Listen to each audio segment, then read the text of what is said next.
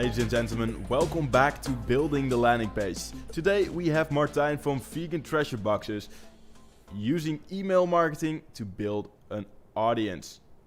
Martijn, how are you doing today? You're sitting really far away from me because of the COVID things.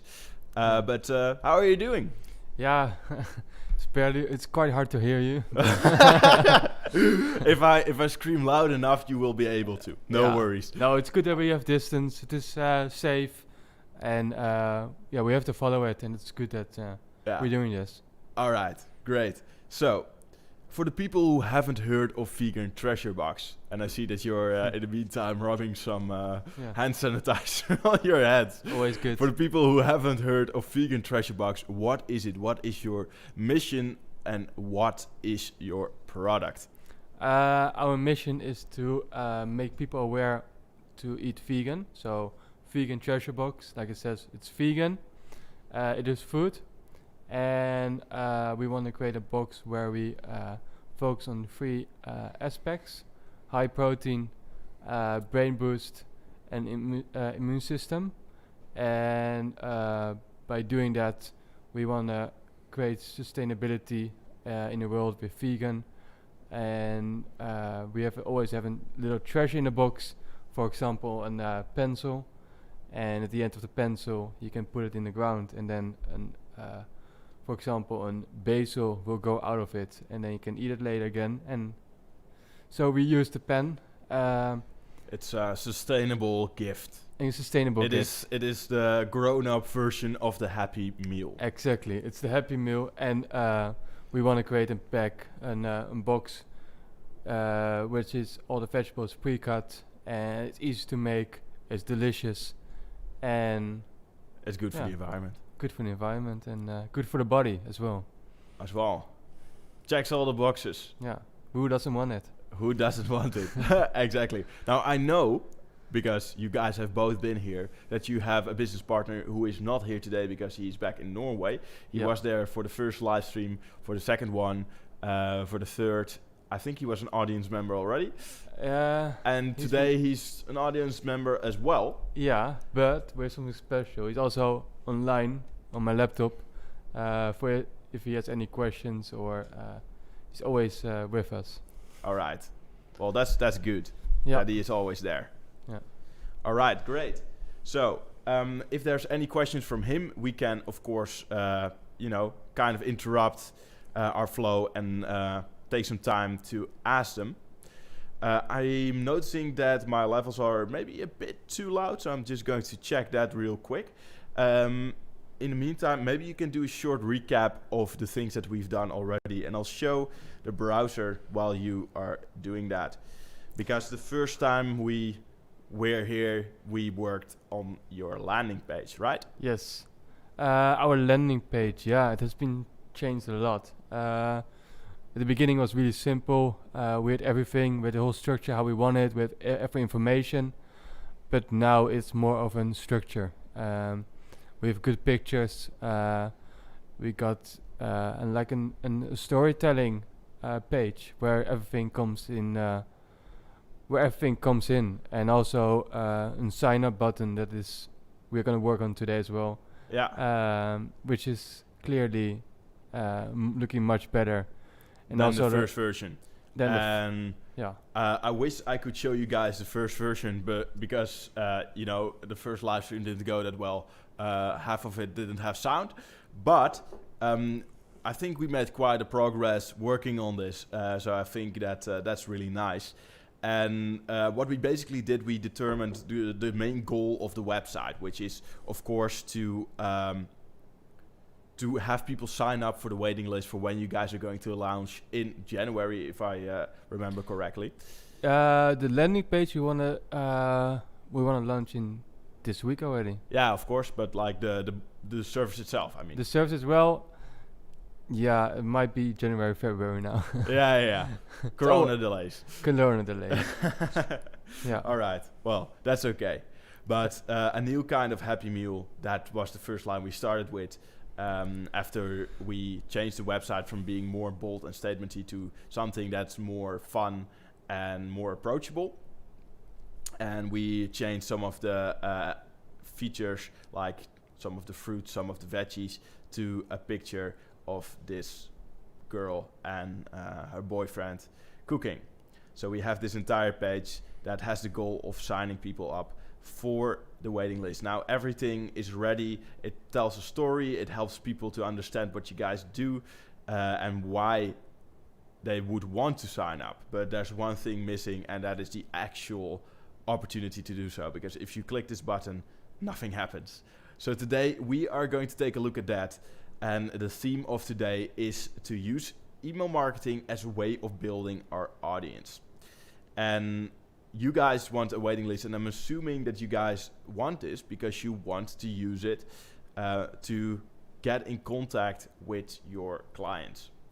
Yeah. So I want to use the landing page to build up first to have an so people know about the product. Yes. That's the first thing. So we can share it with everybody, and like they can see what we're doing, what our purpose is, what main things. All right. Yeah. And then we want to build a database where if our products, when our products goes out, yeah, then we can send them an email. You're the first one. Please order the box and get 50% discount. Yeah. If you use the code. Yeah. So that's one of the things we're going to take a look at, is how can we make sure that this is integrated well within your website. Yeah. And we're going to use Mailchimp in order to achieve that. And we're going to have a nice sign-up form, and I've already shown it previously, but I'm just going to go here and show everyone what kind of sign-up form we want. But apart from that, it is interesting to take a look at, okay, what is it actually that we want to achieve with this email marketing? Because if you have that database, it would be nice if you guys did something with it, of course. Yeah. And that's also something we can take a look at today. What can you do with that audience in order to make sure that you keep momentum? Because if you are going to launch the landing page and people are going to sign up, you would have a bunch of people on your landing page in your database. And then what will happen next? Yeah. Are they not going to hear from you for 2 months? And then if everybody is like, hey, hello, guys, by the way, we're launching. No, but our first, once they send us an email, we want to send an email directly back as well. Yeah. To know that they, it's like, hey, thank you for signing up. Give some more general information. Yeah.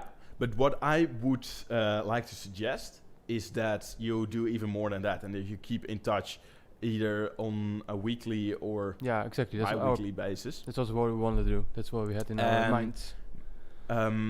This is going to be highly experimental because I don't know how half of these things work, because Mailchimp just changed their dashboard, so I probably can't find anything.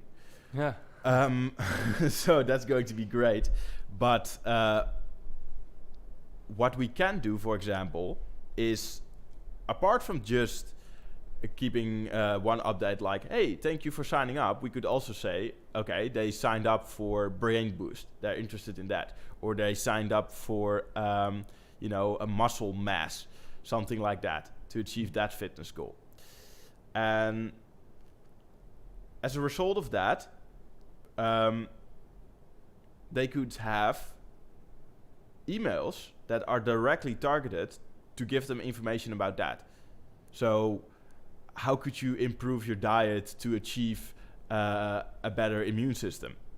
You would send that to the people who signed up to be interested in the boxes with food with their immune system. So you're already giving them this information, and then you're building a relationship with them. You might even send them some recipes so they get to know you, and you're sending value before you try to extract value, which is, hey, please order our first box now.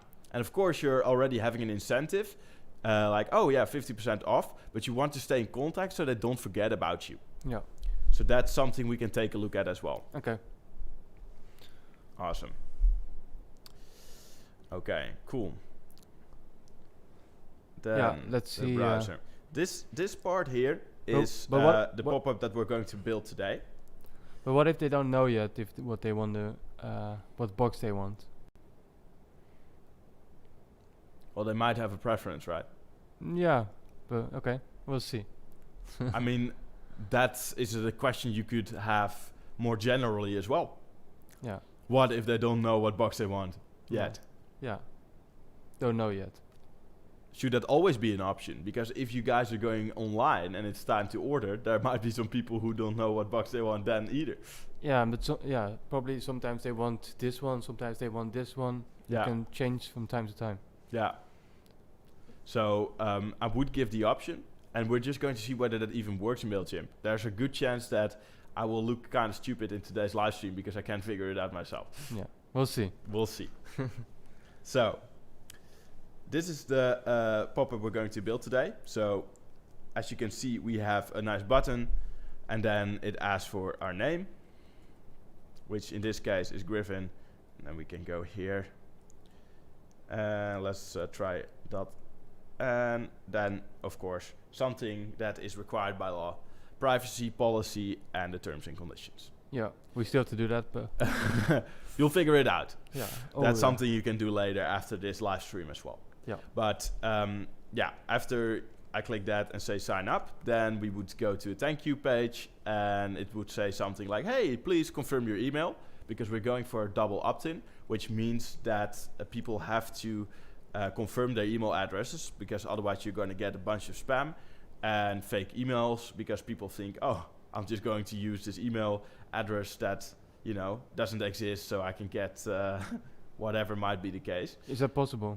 Well, in this case, it would be more unlikely because people are actually signing up for a waiting list. Yeah. But this is something that people would obviously try to do with things like freebies as ebooks and free videos and that kind of stuff. Yeah. I myself gave an ebook away, and there's quite some bounce on the email addresses people use for the first time to sign up, and then they try their real one after they find out that they actually have to confirm their email addresses. Yeah. But they have to confirm, right, after this?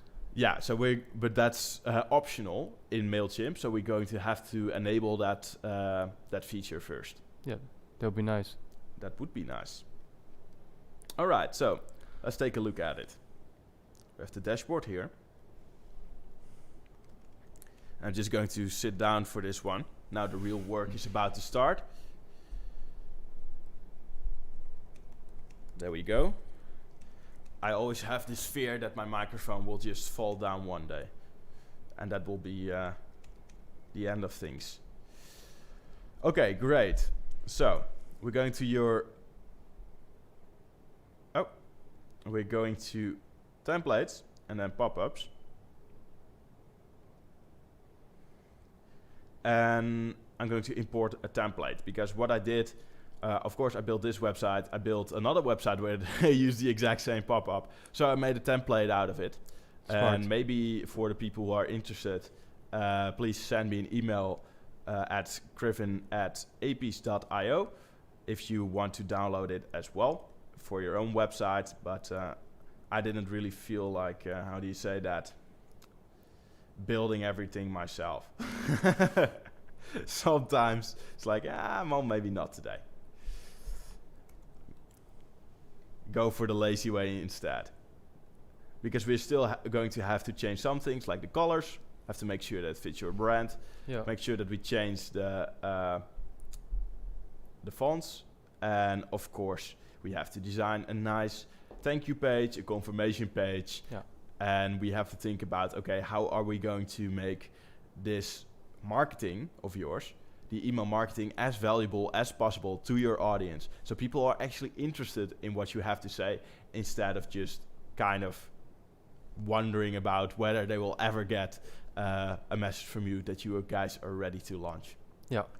Because if you have an audience that's actually interested in what you have to say, then if you have another month of delay, it's not that bad, because they already are building a relationship with you. Yeah. If it's nothing for 3 months, then that's going to be a challenge. Out of the blue, hey, Yeah. we're still here. And like, who is this again? Who is this again? Yeah, exactly. And I've made this mistake about 1,000 times myself with my own email list, because every time I'm like, okay, now I'm going to stay in contact with them, and then I don't do it. And then every time I have to send an email, it's always to promote something. So you always have to start off with, hey, how are you doing? It's just been a while. And it's like, it just doesn't work. Yeah. So be better than me is basically what I'm saying. Yeah. I'm going to import Interesting. this Very interesting. one, and then import now. Okay, good. I'm going to edit this one with Elementor. Opt-in. Yeah, Why it's called opt-in? because it's an opt-in form, Okay. so people can opt in. What? I have no idea. I have no idea who came up with that name. I'm too Dutch to. I think it's like because it's something optional, you opt in as in, oh, I want to be part of that. I think that's the idea behind it. It's just a term that people use for these kind of pop-ups. As you can see, we immediately have it here, and then it's already in kind of the same font and everything, or not? well, kind of, yes, but not quite. So yours is actually quicksand. So we're going to change that one to quicksand. Okay, great. Oh yeah. You can immediately see the difference. This is also quicksand. Let's change the fields as well to, you guessed it, quicksand. And then in the meantime, could you do me a favor and look up the color green that you guys are using on the website? Do you have the opportunity to do that in the meantime? I will check it right now. All right, thank you very much. Vegan treasure box.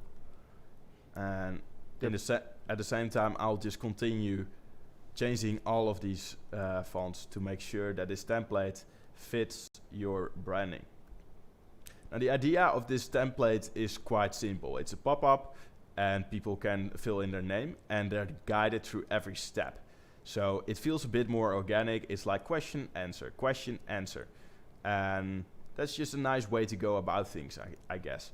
It's something that I personally really like. Okay. So that's why I chose to do it in that way. You wanna know? You can. By the way, you can if you go to colors, you might get it even, because I already implemented it. If you go to color. If I go to color. No, if you go in on the team builder, you mean? No, I already put it in the color. So you want to know the color, the primary color. You mean the side white colors? You mean?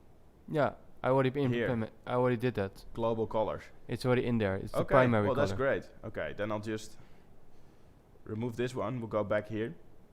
You can see that it suddenly kind of gave a quick preview of all the other parts of this one. Great, so I can use this one. This is text. Nice. Let's use this one. And this one. This makes things a lot easier. Yeah. So thank you for that. No worries. It's also easier for myself. Exactly. Definitely true. And the buttons here. And of course we want the right kind of green. That looks way better.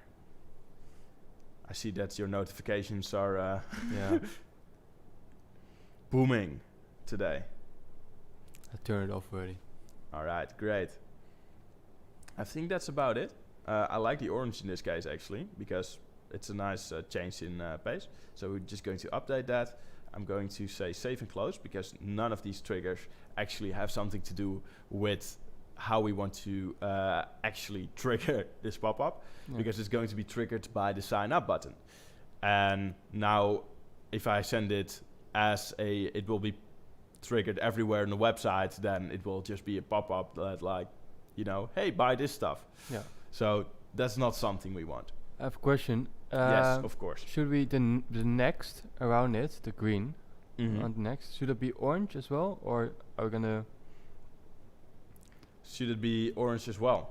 Yeah. Now, in this case, I don't think that's particularly necessary. And the reason for that is because we're not using anything else. Or we're not seeing anything else. There's very little distraction from other elements, because as soon as you see this pop-up, everything else on the website goes black or becomes darker. And if everything just kind of screams at you, then it becomes a lot. Okay. So I think green is fine for now. But I can see why you would say that, because we used in the first button we actually did use orange. Exactly, that's why. Yeah. Maybe to keep repeating it. Yeah. No, I can see why. But then it's a lot of orange. and then we miss our primary color, which is green. So we're just we're cheating with our own colors, but that's okay. Okay, great. I'm going to edit this one. And in the landing page, I'm going to use a dynamic tag in the link within Elementor for the buttons to link those to the pop-up. Now, that sounds really complicated, but it's not, and I'll just show you. It will become a lot clearer after Elementor has actually loaded. And I'm seeing that my internet today has a little bit of trouble. Yeah. It's always a nice combination between live streaming and it's getting ready for stuff. It's getting ready for Christmas. It's getting ready for Christmas. Exactly. It's kind of like not really sure whether I want to keep doing this. It's almost holidays. Come on, man. Give it a break. But not here at APs. We just continue going, you know. Yeah. Building those landing pages. Exactly. Making sure that people get to launch their products in January/February. Yeah. As soon as possible. As soon as possible, exactly. We don't want to be the ones that hold up the rest of the developments. Okay, great. So I'm going back to the browser here because it actually loaded now. And I'm going to grab this sign up for the waiting list button. And as you can see here, it says link, and now it just has nothing. So. And then you have here link options and dynamic tags. So we're going to dynamic tags, and then you can see that at actions here, it says pop up. And if we choose that, we can choose an action, open pop up, close pop up, toggle pop up. There's a lot of pop up, pop, pop, pop. But we're going to open it in this case, and it's going to be opt-in. And that's great. So we're going to do, and let's check, by the way, if this link is already working as well. It's not, so we're just going to make sure that this one is also working. If you want to make sure that a link goes to a different section, you have to give the section an ID in CSS. And in this case, it's going to be the old way. That's the name of this ID. And if you want to link a piece of text or a button to another section, you're going to use hashtag and then the name of that section that you added at the CSS ID thing. And then when we update the website, you'll see that if I click it, it will go down. Or things didn't go the way they were supposed to go. I made a mistake and it still doesn't work. Yeah. Also an option. 9 out of 10 times that happens. Yeah, exactly. That's usually the case. So then I'll try again and then it will work. Yeah. Okay, now we're going to do the same thing here. Go to pop-up, open pop-up, and then choose opt-in. And then finally, this one. And we have the one in the top. In the header as well. We have to change that one too, you're right. We're going to go to pop-up. And that way. Now, have you guys already thought about content? About maybe blog posts or emails, social media posts? What has been your progress with that so far? Our social media is going okay. Okay, good. We want to, once we have this finished, we want to post on social media and then get everybody's attention. Mm-hmm. Emails, we're working on making emails right now to send the follow-up emails when they sign up. Mm-hmm. So we're working on that right now. Okay, great. What else? Facebook, we're doing Facebook. We're more active at the moment on Instagram, but Facebook will follow. So yeah. All right, that's great. What else? What else? I think that's I don't know. I can't speak for you guys. Where you guys are active, but no, that's the main things where we're active, and our next purpose is to really show everybody the landing page, let people to sign up, and make get some interaction with people. All right. Well, that's a good goal for the new year. Yeah, and mainly Instagram. So the vegan treasure box is our hashtag the vegan treasure box. Okay, great. Hashtag the feature at the vegan treasure box. It is. Yeah, and also on Instagram, vegan treasure box. All right, nice. Yeah. So then we can think a little bit about, okay, what do you guys want to publish? Because I just want to see whether we can discover or explore the idea of separating some pieces of content for different segments. For example, the protein or anything like that. Is that something that you guys are willing to do? Because of course it's nice, but on the other hand, you would have to write, let's say that you launch in February, then you have to write about 8 articles per segment. Yeah. Which, by the way, they don't have to be too long, because otherwise people are going to get bored. So don't write a novel, but some general information, yeah, some tip and tricks, or maybe some recipes. Yeah, or some. I mean, you guys have to come up with those anyways. Yeah, we're thinking about it. We're doing it all the time. So yeah, exactly. So might use what you already have. Well, I was more thinking of once we send those emails, that we could have different sections. Like one email might be main focus on brain foods, the other one may be more focused on the other one. Yeah, that could also work. And then sometimes in general we'll focus on all 3 of them and just have different sections. Yeah, all right. That could also work. Now we have a line with Henrik, and I would love to hear his opinion as well. So let's see, because in the end, otherwise we're going to have a similar issue as we did with the last time, that we gave a free box away that shouldn't have been a free box. Communication is key. Yeah, exactly. We're just kind of making sure that the other founder also approves of this stuff. But yeah, I think that works as well, because then you give people the opportunity to discover what your boxes are about. So it might work well in that regard. So it is just a difference in approach rather than a standardized way to go. So of course you have the segments, so you could already tailor to them and really focus on their goals, or you could say, okay, we'll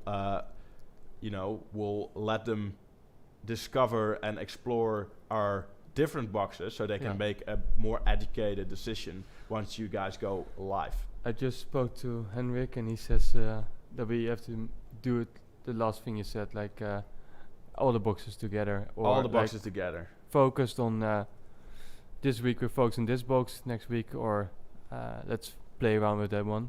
All right, cool. Now that makes sense, which is really nice, because that saves me a lot of work. Yeah. And that's nice as well. For the time being, for some change for you. Yeah, exactly. Okay, let's see whether this one works. In the meantime, I have connected every single button on the website. And if we click this one now, we get what's your name. Great. Okay, so let me check, because you changed the 50% discount on the first box. Yeah, what do you think of the text? I didn't change much of it, but I'm just going to say make one little change just to make it shorter. 50% off on the first box. Okay. I mean, it's the same thing, but yeah, it's just because now it's really wide. Okay. So that's the only thing that I'm going to change. But apart from that, it should work just fine. So I'm going to that page and go ahead and make that small iteration. Then the next step would be to actually integrate Mailchimp into Elementor and the pop-up that we just created. And we're going to do that by, first of all, finding out where the API key of Mailchimp is going to be. And I never since I've started using Mailchimp, I've never been able to find it by myself. Okay. I always have to look into their documentation, and then they have a direct link to it, so I never learn where it is either. But that's okay. Okay. But okay. We had it before in the previous landing page. We had the Mailchimp already. Okay, great.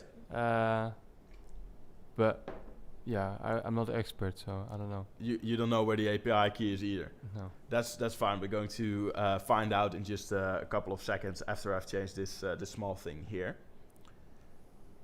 50% off. Off or on? And then, just for the sake of punctuation, add a nice capital O there. Yeah.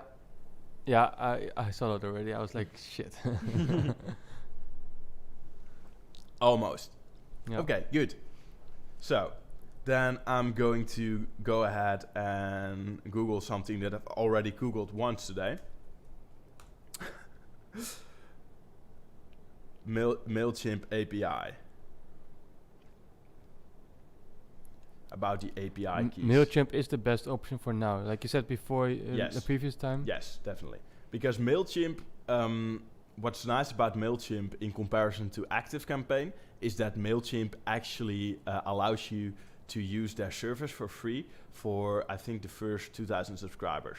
Now, maybe I'm wrong. I haven't checked it in a while, but ActiveCampaign didn't have that feature back when I first started using Mailchimp. And actually now I'm thinking of switching to ActiveCampaign because now I have way too many subscribers and I like ActiveCampaign then just a little bit more. Yeah, that's what we saw as well. The first 2,000, which is a good deal. That is a good deal indeed. And then I hope that you get enough emails as well. But otherwise it's still quite cheap in the beginning. So that's really helpful compared to ActiveCampaign. And after a while they become probably really similar in price, but ActiveCampaign has a lot more features. So if you want to go do more advanced automations once your website is actually up and running and your service is out there in the real world, then it would be time to actually switch to ActiveCampaign maybe. I'm sorry Mailchimp, I like you guys. But you gotta be honest. We're growing too much. Then when you're growing too much, you have to switch sometimes. Yeah, exactly. That's the only thing you can do. And then they're not sponsoring us, so we we can do whatever we want. We can say whatever we want. Okay, loading the page. Is the final countdown right there, which we can't sing because of legal reasons. Oh yeah. Yeah. It's a shame, really. For 15 seconds, right? All right, great. Yeah, 15 seconds, like maximum. Okay, that's okay. count. Does Hendrik have any questions in the meantime, or do you have any questions in the meantime? No, I think I just asked some questions in the meantime. When we're doing this, I asked some questions, but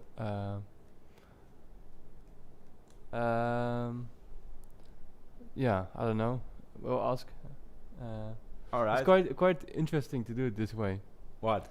No, well, have fun. Oh yeah, then it's interesting. It is a nice way. Then we have like a small line to Norway. Yeah. But that's about it.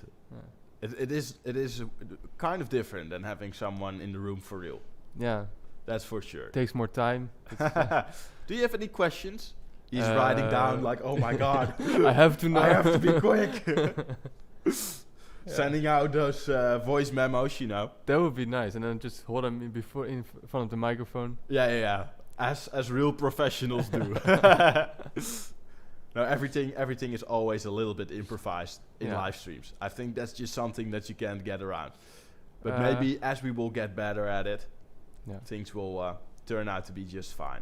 We got a question from one of the guests. Henrik. All right. Henrik asked a question. Okay, cool. I feel like a host, Yeah. Well, today you're the co-host. Yeah, for sure. He's asking, how often should you send an email, like optimally? Well, that's something you should have to test. You would have to test for yourself. Okay. But like probably once a week doesn't hurt. Yeah. So at least. I would say at least once a week, or bi-weekly if you can't make it. But try to go at least once a week, especially when you're building up towards a launch, and you might even want to send multiple articles. The only thing that you should keep in mind is that if you send people emails, you just have to make sure that you don't sell constantly. Because if you're going to sell, then people get annoyed. So sometimes it's nice to just give information instead of selling. That's the only thing you should do up until the moment when you launch. Because what are you going to sell anyway? They've already signed up. So don't try to put the emphasis too much on the boxes themselves, but more on the entire vision of the company, and create content that supports that vision. So you could talk about how certain kinds of vegetables contain enough protein to actually help you develop muscle mass. Yeah, so compared to, for example, compared to meat. You could, for example, that's something that people might be interested in then. Okay. So it's about these little snippets of information, these small articles that you want to send out, almost like blog posts that have a really catchy subject line, and then just people would want to read that because it's interesting. Yeah. There are some newsletters that I actually read because they're interesting.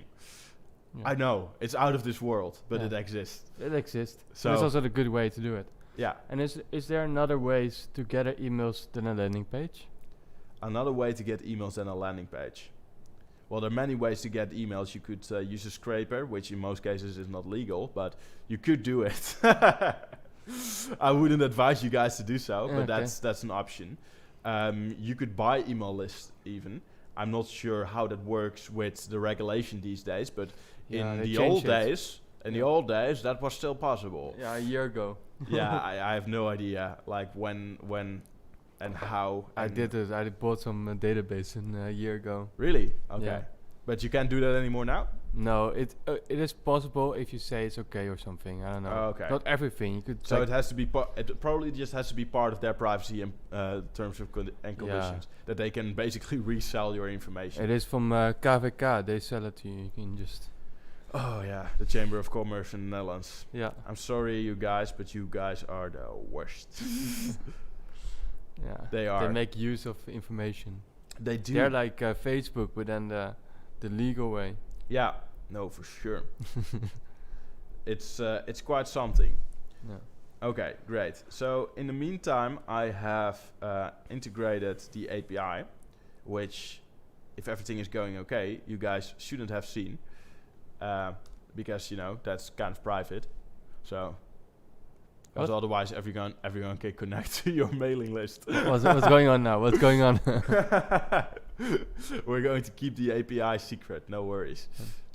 I'm just going to go ahead and close these tabs and wait for Elementor to load the landing page so we can actually change the list that these people that sign up via the pop-up are registered to. So yeah, that's the frequency thing. As long as you provide value, you should be okay. Yeah, and we also say that in the morning or afternoon or what day. I think weekend. Actually online there are a couple of resources that discuss that. Generally speaking, people read the most during their lunch break and after dinner or in the train. Yeah. So if you send them email at, for example, 4, then people will read it on their commute home. Okay. Or if you send it at 12, they might read it during their lunch break. Yeah. But the chances of them reading something during the lunch break are less high because they might be with other people. So likely in the train. Yeah, in the train or at night in the evening. But of course, due to COVID, all of these times have been messed up completely. Yeah. So Anything's I wouldn't possible. worry about it too much because I think all the data is off now anyway. Because people are now going to have lunch at like 3 p.m. Yeah. and they're going to have lunch by themselves, so they might as well read their email. Yeah. It has changed for sure. Yeah. Okay. All right, good. I see that this one has loaded, which is nice. I'm going to refresh this page as well. And then we're going to the browser again. So once you have used the Elementor integration for Mailchimp, and you connect it by inserting an API key in the settings tab in Mailchimp, in Elementor, sorry, then you can choose a list in the form editor of Elementor itself. So here, this is the form editor. You can see it, edit form. And then in this case, it says active campaign, which is not the right one. So we're going to get rid of this one and add Mailchimp instead. And then we can use the default API key and we can select an audience, which in this case, of course, is Vegan Treasure Box. Okay, so tags. Are we going to tag them? Well, we're going to tag them with landing page or early birds, actually. Yeah. So they will get the information just for the early birds. And then later you can change. And then later, you can actually give them another discount later on, even after you've launched, whatever might be the case. But just give them this extra reward, for example, if you want to, for them being the first supporters of your business. Yeah. So that's one. We're going to turn on double opt-in, which means that they actually have to confirm